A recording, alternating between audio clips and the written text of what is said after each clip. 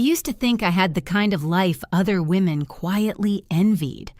A colonial-style house on a tree-lined street in Naperville, Illinois. A husband who came home for dinner most nights. 2 kids, Lily, 11, and Connor, 8, who still believed the world was essentially good. A career I had built from nothing. Regional manager at a healthcare consulting firm. 12 years of grinding, of proving myself in rooms where I was always the only woman and often the only person who had actually read the entire report. I was not naive. I was not soft. But I suppose I was trusting in the particular way that people become trusting when nothing has yet given them a reason not to be. His name was Daniel Mercer. 43 years old, civil engineer, the kind of man who fixed the neighbor's fence without being asked and coached Connor's little league team on Saturday mornings. 15 years of marriage.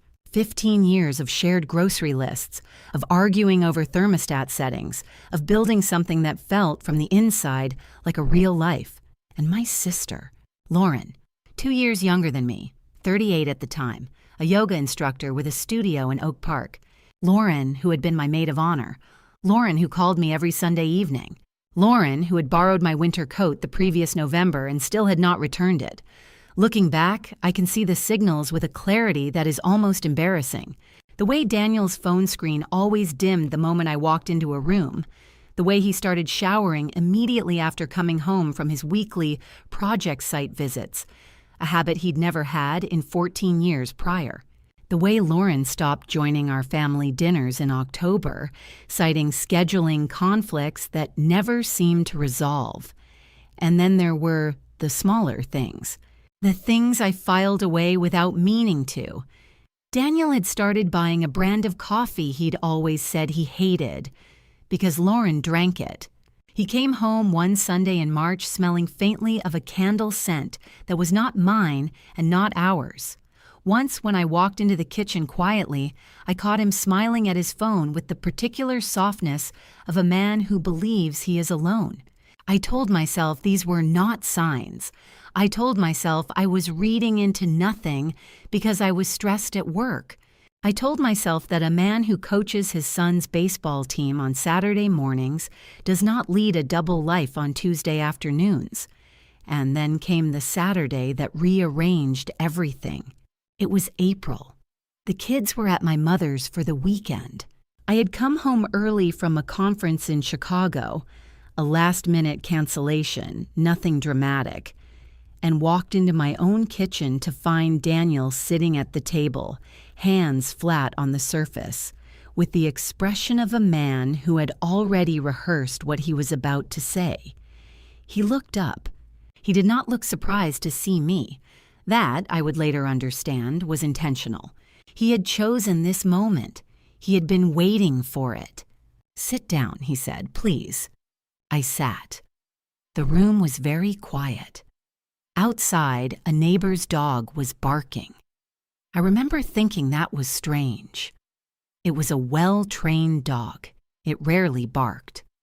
"I need to tell you something," he said. "And I need you to let me finish before you say anything." I said nothing. I waited. "I've been having an affair." He paused. His jaw tightened. "It's been going on for almost 2 years. I didn't plan it. I know that doesn't matter, but I need you to know. I'm in love with her." The room did not spin. My heart did not shatter in the cinematic way it does in movies. What I felt was something closer to a sudden and absolute silence inside my own body, as if every system had momentarily stopped to process incoming data. "Who?" I said. It was not even a question. It was a word I already knew the answer to. He looked at the table. "Lauren." 1 second, 2. "There's more," he said. "She's pregnant. 3 months. I sat with that for a moment. My sister, my maid of honor. The woman who called me every Sunday evening and still had my winter coat. I stood up. I walked to the counter. I picked up my phone. I found Lauren's name. I pressed call. It rang twice.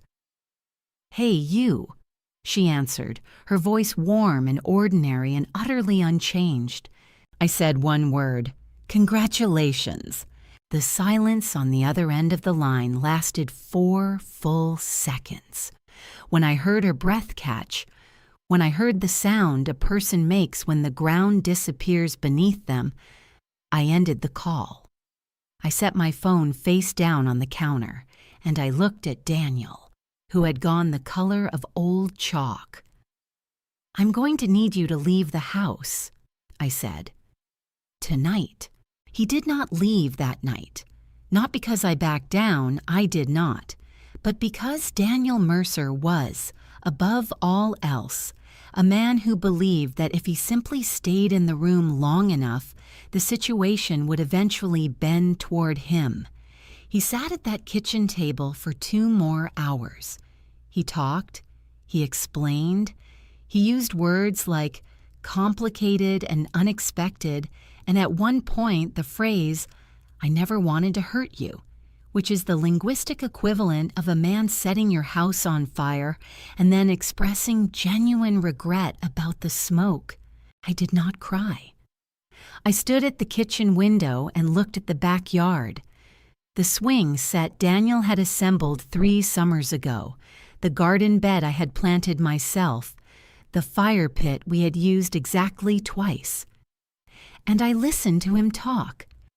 Not because I wanted to hear it, but because I had learned over 12 years in corporate negotiations that the person who stops speaking first is the person who loses. He left at 11:30. He took a bag. He said he was going to a hotel. I did not ask which one. The house was very quiet after that. I sat on the edge of the bed. Our bed, the one we had driven 2 hours to a furniture store in Downers Grove to choose together, and I let myself have exactly 30 minutes. 30 minutes to feel the full weight of what had happened. The betrayal was not singular. It was layered, compounded, geometric. It was not just Daniel, it was Lauren. It was 2 years of Sunday phone calls during which she had asked about my marriage while conducting an affair inside it. It was the baby, which was not an abstraction but a fact, a living consequence now embedded in my family's tissue, like a splinter that had worked its way too deep to ignore. What did I stand to lose? I made a list, not metaphorically. I am a regional manager. I make actual lists. The house was in both our names. We had joint accounts, primary checking, 2 savings, a brokerage account I had largely funded from my own bonuses. Daniel's income was solid, but mine was higher. I had been the primary earner for the last 4 years. Lily and Connor. The children were the weight that made everything else feel secondary. Whatever I did next, I could not let them become collateral damage in a war they had not started. The fear came in waves that first night, not fear of Daniel. I had lost whatever softness I held for him in the 30 seconds between the words Lauren and pregnant. The fear was practical. Divorce is expensive, slow, and frequently designed to exhaust the person who is more emotionally invested into accepting a worse settlement. I had seen it happen to colleagues, to friends, to my own mother 20 years ago when my father left and she spent 3 years recovering what should have taken 6 months to secure. I was not going to let that happen. By 2 a.m, I had stopped grieving and started planning. I had 3 immediate advantages. First, I was the higher earner, which meant I had access to financial records Daniel might assume I had never scrutinized. Second, I was methodical. Daniel was emotional. He always had been. And emotional people make mistakes when they believe they are winning. Third, he did not yet know how I intended to respond. He had expected tears, or screaming or pleading. My silence had unsettled him. Good. Unsettled people reveal things. I called my attorney the next morning. Her name was Patricia Holt. I had retained her 2 years ago for a workplace contract dispute, and I had kept her number precisely because she was the kind of lawyer who did not flinch. I explained the situation in 6 sentences. She told me to come in Monday morning and to touch nothing, no accounts, no documents, until we had spoken. I also called my mother. This was harder. My mother loved Lauren in the way that parents love their more fragile child, with a protective ferocity that sometimes crowded out everything else. I told her only what she needed to know, that Daniel and I were separating, that there were reasons I would explain in person, and that the children did not yet know. My mother was silent for a long moment. Then she said, "What do you need from me?" That was the sentence that almost broke me. Not Daniel's confession, not Lauren's silence on the phone. That one question, offered without condition.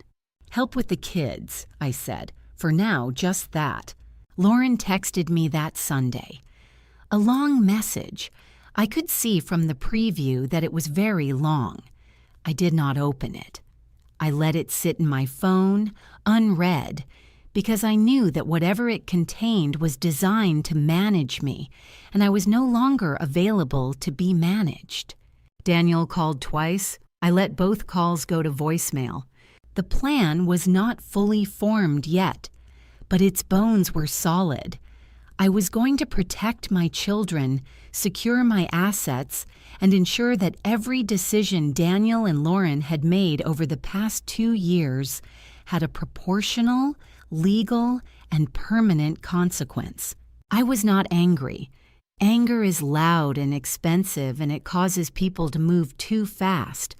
What I felt was something quieter and considerably more dangerous: clarity.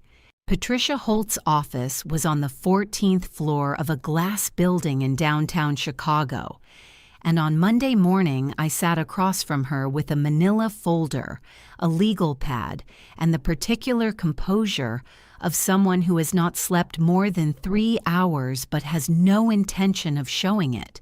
Patricia was 51, sharp-featured, with reading glasses she wore on a chain and the unhurried manner of someone who had heard every version of this story and found none of them surprising. She listened. She took notes. When I finished, she set down her pen. "You said he told you 2 years," she said. "That's what he said." "That gives us a window." She pulled up something on her screen. Illinois is an equitable distribution state, not community property. That means the court divides assets fairly, not equally. But adultery is a factor the court can consider, particularly if marital assets were used to fund the affair. I leaned forward. Were they? That's what we're going to find out. She assigned a financial investigator, a woman named Denise, who worked out of a cluttered office in Evanston and had the energy of someone who genuinely enjoyed finding things people had tried to hide.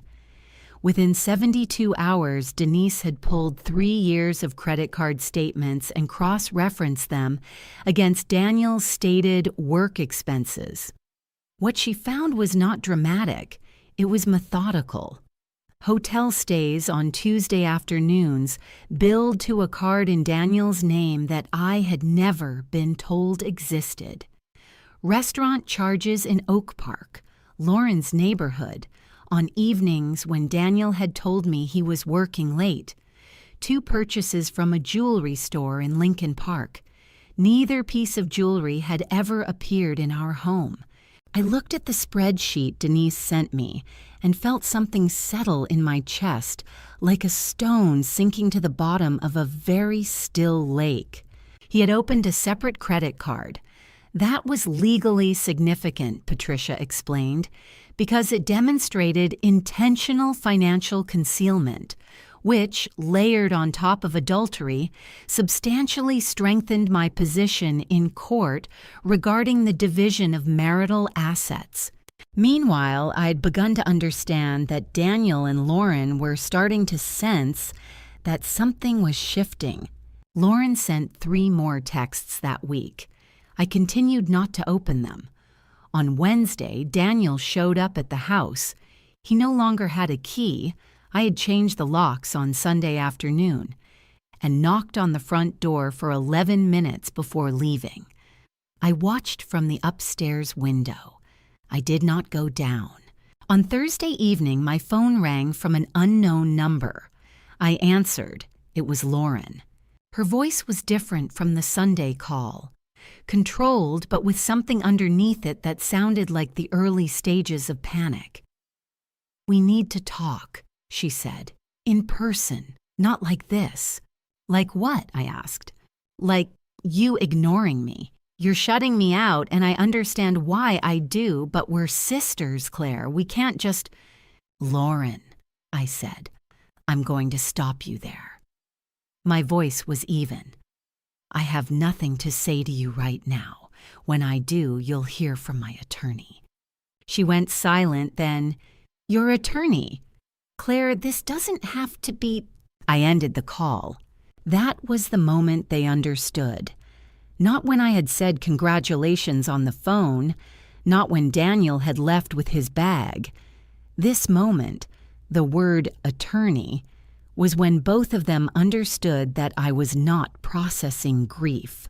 I was building a case. On Friday morning, Patricia filed for divorce on my behalf. Grounds: irreconcilable differences. The adultery was documented, but we would deploy it strategically, not immediately. A legal decision, not an emotional one. Simultaneously, she sent a formal letter to Daniel's attorney, because by then he had one, which told me that he had been preparing for this conversation longer than he had let on. I remember driving home from Patricia's office on that Friday afternoon through the familiar streets of Naperville, past the coffee shop where Daniel and I had our first date, past the park where I had pushed both children on swings until my arms ached. The city looked exactly the same. That struck me as vaguely unjust, but I was past the point of return now. The papers were filed, the financial evidence was compiled, the locks were changed, and for the first time in 2 weeks, when I pulled into my driveway and sat for a moment with the engine off, I felt something that was not grief and not rage and not fear. It felt like ground beneath my feet. The divorce filing hit Daniel the way I had intended it to, before he was ready. He had, I later learned through Patricia, assumed I would spend at least another week in an emotional holding pattern, crying, calling mutual friends, perhaps reaching out to him with conditions for reconciliation. He had underestimated me in the precise way that men who have betrayed their wives often do, by assuming that love, once given, cannot be cleanly withdrawn. He was wrong. I had withdrawn it in the 30 seconds between Lauren and pregnant. Everything after that was logistics. Patricia's strategy was methodical. We requested full financial disclosure. We filed a motion to freeze the joint brokerage account, the one with $214,000 funded primarily by my bonuses, to prevent Daniel from moving assets before settlement. We documented the hidden credit card.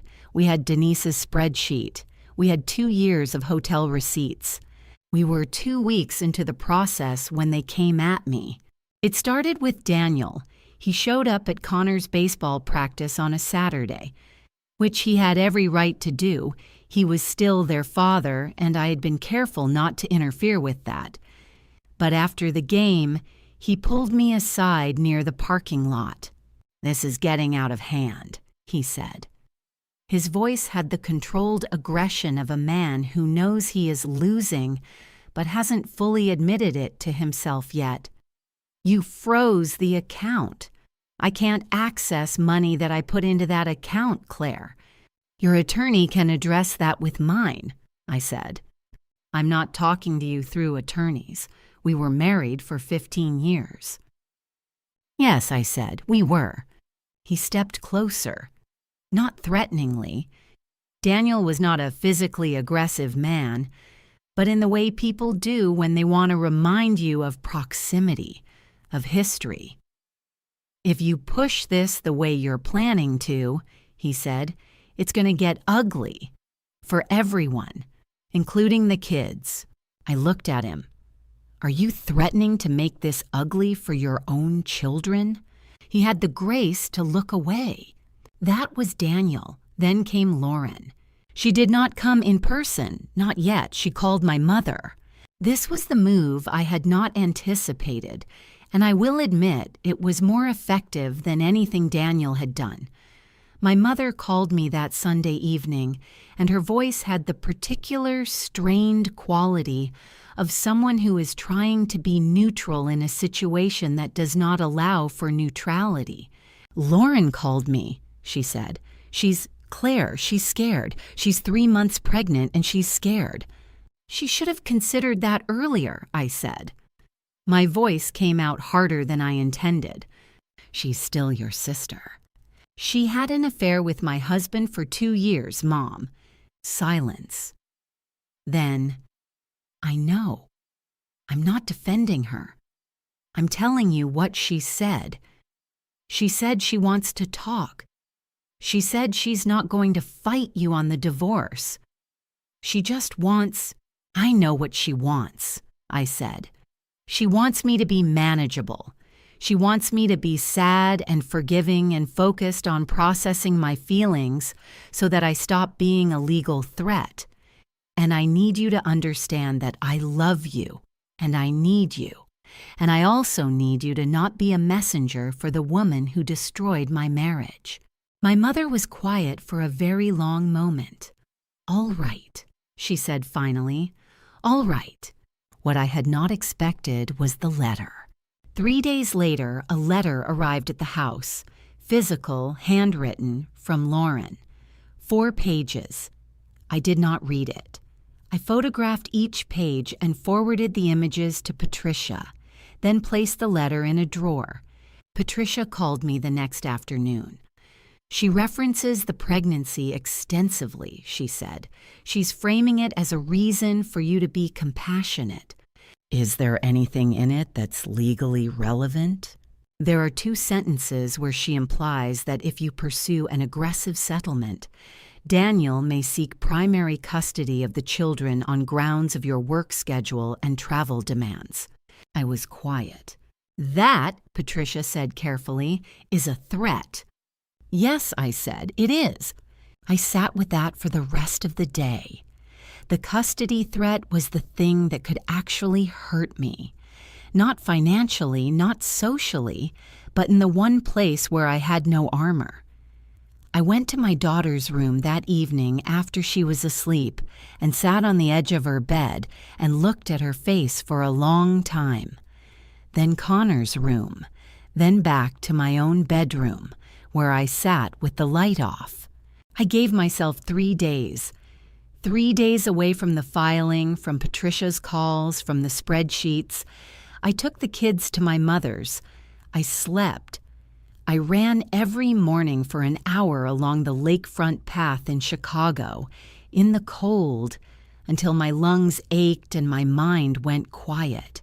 On the 3rd morning, I ran farther than I had planned. I came back. I showered. I called Patricia. "I'm ready," I said.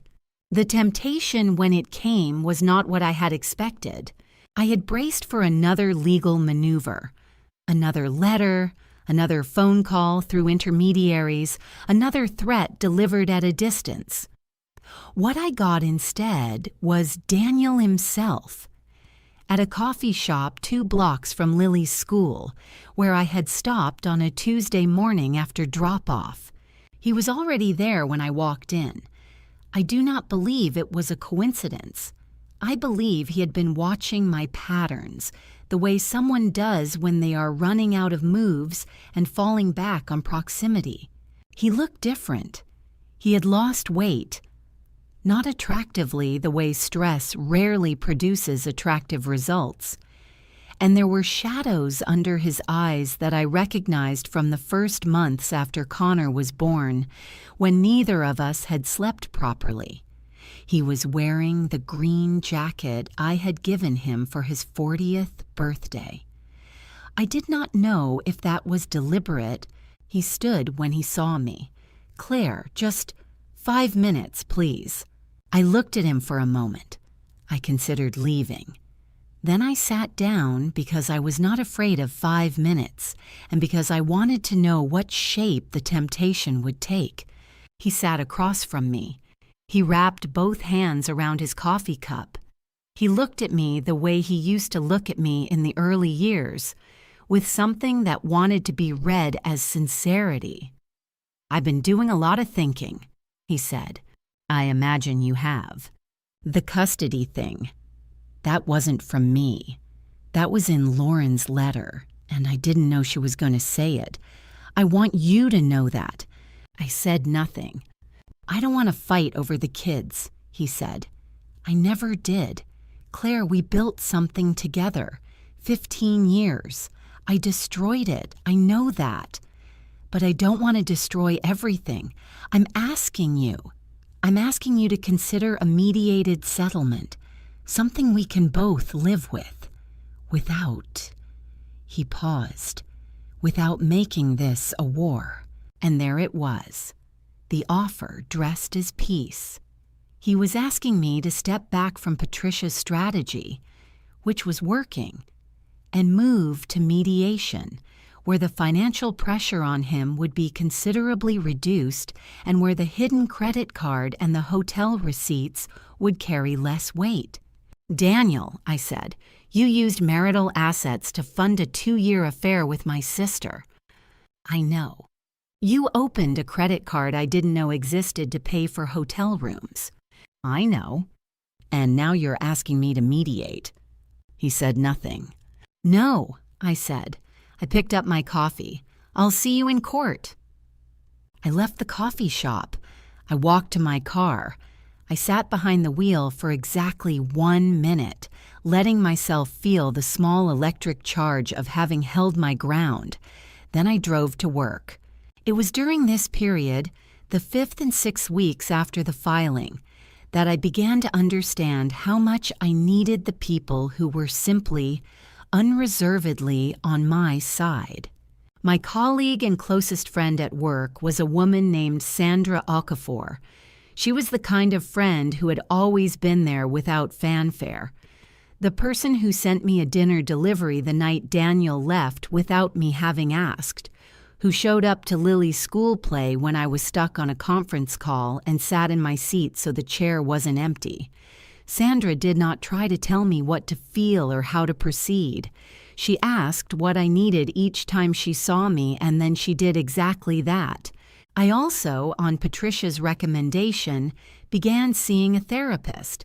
Her name was Dr. Marin Ellis, and her office was in a Victorian house in Oak Park. An awkward geography, given that Lauren's yoga studio was 4 blocks away, but I chose not to let that drive a decision. Dr. Ellis was practical, direct, and allergic to sentimentality, which suited me exactly. She did not encourage me to forgive on any particular timeline. She said, "You're allowed to be furious and still make clear-headed decisions. Those 2 things are not incompatible." I kept that sentence in my phone's notes app. I returned to it often. The legal process moved steadily forward. Patricia had filed the motion. The account was frozen. Daniel's attorney was requesting extensions. A stalling tactic, she said. Standard practice when the other side has stronger documentation, We denied the extensions. I was not at peace, but I was functional, supported, and moving, and for now, that was enough. They came on a Sunday afternoon in late May, and they came together. I had not expected that. I had imagined if they ever came in person that it would be separately. Daniel with his remorse, Lauren with her explanations, each of them working on me individually in the way they always had, in the years before all this, when they had apparently been far closer than I knew. But they came together. They rang my doorbell at 2 p.m. when the kids were at a birthday party and the house was quiet and I was sitting at my kitchen table with financial documents spread across it like a second career. I opened the door because I wanted to see what they looked like standing there on my porch together. Lauren was visibly pregnant now, a small, neat bump under a pale blue dress, her hair down. She looked the way she had always looked, which was part of what made it so disorienting. Like my sister. Exactly like my sister. The person I had known for 38 years. The person who had held my hair back when I had food poisoning at 19 and driven through a snowstorm to bring me soup when Lily had croup. She was also the person who'd been sleeping with my husband for 2 years. Daniel stood slightly behind her. He was wearing a collared shirt, which meant he had prepared for this. He looked less like the hollowed-out man from the coffee shop and more like the version of himself that was trying, which was in some ways more dangerous. "We won't take much time," Lauren said. Her voice was careful, the way a person's voice sounds when they have rehearsed what they intend to say, but are hoping it will come out as spontaneous. "You're right," I said, "you won't." They sat at my kitchen table because I had not prevented them from coming in, and I was not sure, looking back, why I let them. Perhaps curiosity. Perhaps because there is a part of being human that cannot resist watching the shape a thing takes when it fully reveals itself. Lauren spoke first. She said she was sorry. She said it in detail, with texture, in the way that someone is sorry when they have thought about how they will express their apology rather than simply feeling it. She said she hadn't planned it. She said Daniel had come to her when the marriage was already struggling. Already struggling, she said, as if this were a shared diagnosis rather than a verdict, and that she had made a terrible choice. She said the baby was not something she had planned and that she understood if I hated her, but that she hoped someday we could find a way back to each other. I sat across the table and listened without expression. Then Daniel spoke. He said he wanted to discuss the settlement. Not in those words, but that was the architecture underneath what he said. He said that the court route was going to be expensive for everyone, that the children were going to be exposed to conflict, that Lily was old enough to understand things she shouldn't have to understand. He said he wanted to make this right. "What does making it right look like to you?" I asked. He slid a paper across the table. It was a rough outline of a proposed settlement, clearly drafted by his attorney, that was considerably more generous than what he'd initially offered, but still substantially less than what Patricia believed we could secure in court. The account would be unfrozen. A settlement number was suggested. Custody would be split equally with primary residence at the house. "We're asking you to consider this," Lauren said, "because it's better for everyone. For the children. For you. You can move forward faster, with less." "Lauren," I said, "let me ask you something." She stopped. "Did you come here today because you're sorry?" She blinked. "Of course. Or did you come here because you're 3 months from delivering a child and you need Daniel's legal situation resolved?" before that happens.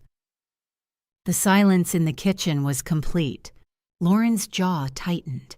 And in that tightening, in that one involuntary movement, I saw the mask she had been wearing since she rang my doorbell.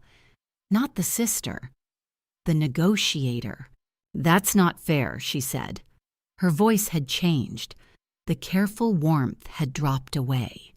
"I'm not interested in fair," I said. "I'm interested in accurate." Daniel put his hand on the table, flat, the same gesture he had used on the night of his confession. "Claire, you need to be realistic about what a court case will—" "Get out of my house," I said. It was quiet. Then Lauren stood. She picked up her purse. Her face had closed in on itself, the way faces do when the performance is over and there is nothing underneath it but anger. "You're going to regret this," she said. Not loudly, almost gently, which was worse. "Out," I said. Daniel looked at me one final time. I met his eyes. There was nothing left there that frightened me. They left. I locked the door. I stood in my kitchen alone and breathed through the small, sharp pulse of fear that moved through me. Not because of what they had said, but because of the look on Lauren's face when she said, "You're going to regret this." It was the look of someone who had other moves, someone who was not finished. But fear, I had learned, was information. And this particular fear told me I needed to move faster. I called Patricia that evening. "Speed up wherever we can," I said. "I want this resolved before the baby arrives." The hearing was scheduled for the second Thursday of June. It was a preliminary hearing. Not the full trial, but a critical juncture where the financial documentation would be presented and the court would hear arguments about asset division and temporary custody arrangements. Patricia had told me this was often where cases were won or settled. Once both sides saw the evidence laid out on a table, the calculations changed. I arrived with Patricia at 8:30 in the morning. The Cook County Courthouse in downtown Chicago is not a dramatic building. It is beige and procedural in the way that institutions designed to process human misery often are. And I sat in a hallway outside the courtroom in a charcoal blazer and waited. Daniel arrived with his attorney, a man named Garrett, who wore expensive cufflinks and had the practiced ease of someone accustomed to winning through technical maneuvers rather than merit. Lauren was not present. She was not a party to the divorce itself, but I knew she was the shape behind everything Daniel's side was doing. The hearing began. Garrett opened by challenging the freeze on the brokerage account, arguing that Daniel had equal rights to access. Patricia countered by presenting Denise's financial report, the hidden credit card, the hotel charges cross-referenced by date and location against Daniel's alleged work calendar, the jewelry purchases, the 2-year trail of concealed expenditure. She presented it methodically, without drama, in the tone of someone reading a weather report. I watched Daniel across the room. He sat very still. His attorney leaned over and whispered something in his ear. Daniel's jaw moved. The judge, a woman in her late 50s with reading glasses and the expression of someone who had long since stopped being surprised by anything, reviewed the documents with the focused attention of a person doing actual work. "Mr. Mercer," she said, "this account was opened in September of 2 years ago." "Yes, Your Honor," Garrett answered. "And the primary cardholder listed is your client?" "Yes. And the charges documented here, totaling approximately $31,000 over 22 months, were not disclosed to Mrs. Mercer at any point." A pause. "The charges were personal." "I asked whether they were disclosed," the judge said. Garrett adjusted his cufflinks. "They were not disclosed, Your Honor." The room was quiet. I did not look at Daniel. I looked at the judge. And then came the moment that broke open the other side entirely. Patricia stood. "Your Honor, I would also like to introduce a communication received by my client in the form of a written letter, dated May 9th of this year, authored by Lauren Calloway, my client's sister and the party with whom Mr. Mercer conducted the affair. In this letter, Ms. Calloway implicitly references the use of a custody threat as leverage against my client's legal position. I would characterize this as an attempt to intimidate a party in active divorce proceedings." Garrett was on his feet instantly. "Objection! That letter is not—" "I have the original and 3 copies," Patricia said calmly. The judge held out her hand. Patricia placed the letter in it. I had read those 2 sentences, the ones Patricia had described on the phone, the ones about Daniel seeking primary custody based on my work schedule, and they were, in isolation, legally ambiguous, but in context, submitted alongside the financial documentation, alongside the evidence of concealment, they told a story. The judge read the relevant section. She looked up. She looked at Garrett. "Counselor," she said, "I strongly advise your client to reconsider his approach to these proceedings." Garrett turned to Daniel. Something passed between them, a rapid, hushed exchange. Daniel's face had gone through several expressions in the preceding 20 minutes. Controlled, then anxious, then something that looked, briefly, like the expression of a man realizing that the floor plan he had memorized no longer matched the building he was in. He grabbed his attorney's arm and said something. Garrett straightened. "Your Honor, my client would like to request a brief recess to discuss—" "Denied," the judge said. "We'll continue." I had spent weeks preparing for anger in that room. What I felt instead was something much quieter, the sensation of watching a structure that had been built on concealment encounter, for the first time open air. Daniel tried twice more to speak through his attorney, to reframe, to redirect. Each time, Patricia had a document, a date, a figure. Each time, Garrett's responses grew slightly less fluent, slightly less confident. By 11:15, the judge had ruled. The account freeze would remain in place pending full settlement. The request for temporary primary custody filed by Daniel's side, filed, I discovered, just 8 days prior without my knowledge, was denied. The court would proceed with the documentation as submitted. Walking out of the courthouse into the June sunlight, Patricia said very little. She adjusted her bag strap. She looked at me. "That went well," she said. "Yes," I said, "it did." The full settlement was finalized 6 weeks later in late July. There was no trial. After the June hearing, Daniel's attorney reached out to Patricia within 48 hours with a revised proposal, considerably more favorable than anything he had offered before. We reviewed it. We countered. The back and forth took 3 weeks, conducted entirely through attorneys, which meant I did not have to be in a room with Daniel again until the signing. The final terms. I retained the house.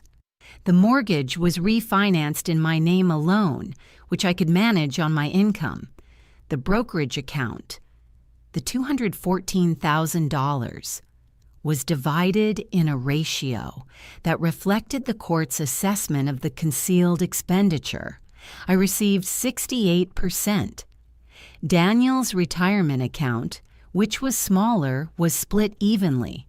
Child support was set at a figure that accounted for the disparity in our incomes. Physical custody was structured with primary residence at the house, with me. and Daniel having the children alternating weekends and 2 evenings a week. The hidden credit card balance, $31,000, was assigned entirely to Daniel as marital debt he had unilaterally incurred. I signed the papers on a Wednesday afternoon in late July in Patricia's office at a conference table that looked out over the Chicago skyline. Daniel was in an adjacent conference room. I did not see him. The logistics had been arranged deliberately to prevent any direct encounter. A paralegal carried documents back and forth. It took 45 minutes. When it was done, Patricia walked me out. In the elevator, she said, "You handled this exceptionally well." "I had help," I said. "Yes," she said, "but you also had to choose to use it." I drove home to Naperville in afternoon traffic, listening to nothing. The kids were with my mother. The house would be quiet when I arrived. I had not permitted myself to think too far past the signing because the signing had been the horizon I was working toward, and looking beyond horizons before you reach them tends to make the distance feel impossible. But I reached it. I walked into my house, in my name, on a street where I had lived for 9 years. And I set my keys on the counter and I stood in the kitchen for a long moment. Then I called my mother. "It's done," I said. She exhaled, long and slow, the way someone breathes when they have been holding their breath for months. "Come get the kids," she said. "I'll have dinner ready." I drove to my mother's house in Evanston. Lily was at the kitchen table doing a puzzle. Connor was in the backyard with his grandmother's old Labrador. When Lily saw me, she looked at my face. She's always been able to read my face. And something in her expression settled. "Are you okay?" she asked. "I'm going to be," I said. And for the first time in 4 months, I meant it completely. There was one final matter.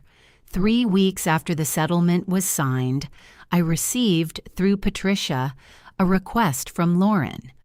She was asking whether I would consider some form of contact, given that she would soon be delivering a child who was technically my niece or nephew, and who would share a father with my children. I sat with the request for 2 days. Then I wrote a short letter. Through Patricia, not directly, that said the following: I would not be pursuing a relationship with Lauren. I would not prevent my children, when they were old enough to make their own decisions, from forming whatever relationship with their half-sibling they chose. Beyond that, I had nothing to offer. The letter was 4 sentences. I signed it with my full name. Lauren did not respond. I did not need her to. The first year after the settlement was, in the most honest terms I can offer, the hardest and the best year of my life simultaneously. I repainted the bedroom. This sounds trivial, and it was also not trivial at all. I had been looking at the same gray walls for 9 years, and I painted them a warm terracotta and bought new curtains and rearranged the furniture so that the bed faced the window instead of the door. Small things. But small things are how you begin to make a space your own again. I was promoted. The promotion had been in discussion before any of this happened, but it came through in September. Senior Vice President of Operations, a title that came with a salary increase I had not expected in its size. I hired a part-time nanny for the after-school hours I couldn't cover, a woman named Diane who Lily adored and Connor tolerated with the stoic resignation of an 8-year-old who does not want to admit to liking anything he hasn't chosen himself. Dr. Ellis and I continued our sessions for another 8 months. By the end, I did not need her in the crisis sense anymore. I needed her the way you need a good running partner, someone who keeps the pace honest. I stopped when I was ready to stop, and I knew I was ready because I had stopped waking up at 3 in the morning with my heart pounding through scenarios that had already been resolved. Sandra threw me a dinner party in October, just 8 people, close friends, people I had sometimes neglected during the marriage in the way that people in unhappy marriages often neglect the relationships that would sustain them if they left. I sat at a table with people who knew me and laughed, genuinely for the first time in longer than I could trace. I started running again, not as therapy, but as pleasure.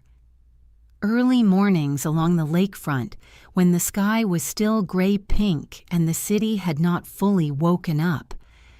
I had forgotten how much I loved that specific quality of silence. And Daniel? And Lauren?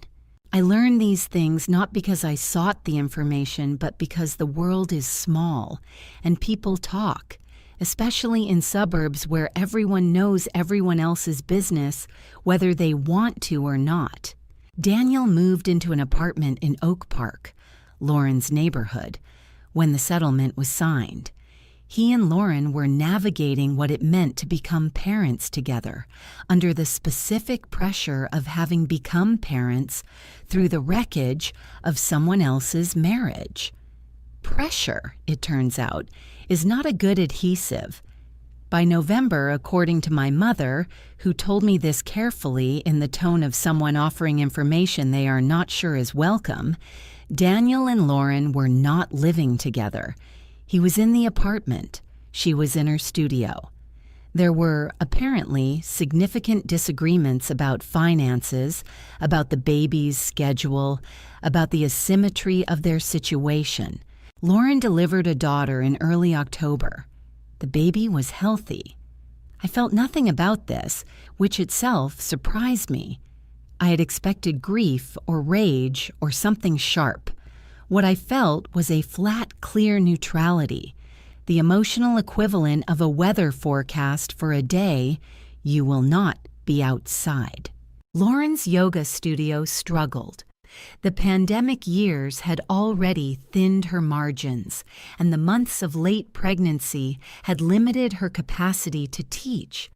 By the following spring, I heard through a mutual friend that she had closed the Oak Park location and was teaching online and substitute classes at other studios. She and Daniel were co-parenting in the legally specified sense, while apparently barely speaking otherwise. I did not gloat. This is not virtue. It is simply that I had learned over the preceding year that gloating requires ongoing attention to the person you are gloating over, and I had better things to do with my attention. I started dating again in the spring, 14 months after the divorce was finalized, cautiously at first. I had been with Daniel since I was 26 years old, and the landscape was unfamiliar in ways I had not fully anticipated. But I was also, at 40, someone who knew herself considerably better than the woman who had sat at that kitchen table in April, with her hands folded and her marriage disassembling around her. The first date was unremarkable. The second was better. The third, a man named James, a high school history teacher with a dry sense of humor and a startling knowledge of obscure Civil War battles, made me laugh so unexpectedly in the middle of dinner that the table next to us turned to look. I did not rush. I did not need to. Lily adjusted better than I had feared. Connor adjusted in the way Connor did everything. Silently and then suddenly all at once. Both of them had dinners with Daniel on his scheduled evenings, and they came home and resumed their lives. And I watched them with the particular vigilance of a mother who is trying to determine what her children actually feel rather than what they are willing to say. and mostly what I saw was that they were okay.